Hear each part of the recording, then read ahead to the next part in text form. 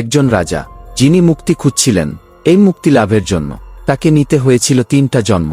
গল্পটা শুরু হয় শ্রীমদ্ভাগবত পুরাণ থেকে। তিনি ছিলেন ভারতবর্ষের এক মহান সম্রাট। প্রাচীন সময়ের এক বিশাল সাম্রাজ্য ছিল তার। আজকের ভারত নামটা তার থেকেই এসেছে। তার সব কিছু ছিল, রাজ্য, ক্ষমতা, সম্মান।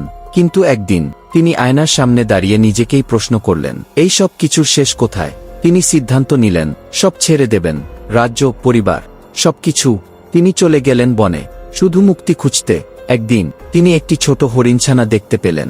তার মা মারা গেছে, সে কাঁপছে, একা, অসহায়। রাজা ভরতের হৃদয় গলে গেল।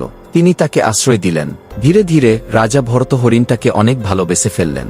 সেই হরিণই হয়ে উঠল তার সবকিছু। আগে তিনি ঈশ্বরের জন্য ধ্যান করতেন, এখন শুধু তার চিন্তা হরিণটাকে নিয়েই। তার ছোট্ট হরিণটা খেয়েছে, কোথায় আছে? ঈশ্বরের জায়গা নিয়ে নিল আসক্তি। একদিন হঠাৎ তার হরিণটা হারিয়ে গেল। রাজা ভরত খুব অসুস্থ, মৃত্যুর সামনে দাঁড়িয়ে। কিন্তু তার মুখে একটাই নাম, আমার হরিণ কোথায়? সেই চিন্তাতেই তিনি মারা গেলেন। পরের জন্মে তিনি জন্ম নিলেন একটি হরিণ হিসেবে। কিন্তু এই হরিণ জানে, আমি একসময় রাজা ছিলাম। এরপর রাজার হলো 3য় জন্ম, আবার মানুষ। কিন্তু এবার তিনি নিজেকে জড় বানিয়ে ফেললেন। কারণ তিনি জানেন, আসক্তি মানেই মায়া থাকবে, বন্ধন থাকবেই। একদিন রাজা রহুগনা তাকে জোর করে পালকি বহন করায়। কিন্তু জড় ভরত হাঁটছে অদ্ভুতভাবে, যেন পিঁপড়াও না মরে।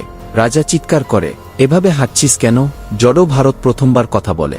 জড় ভরত বলেন, রাজা, তুমি কাকে বলছো? এই শরীরকে? রাজা, তুমি রাজা নও, আমি দাস নই। এই সবই শরীরের পরিচয়।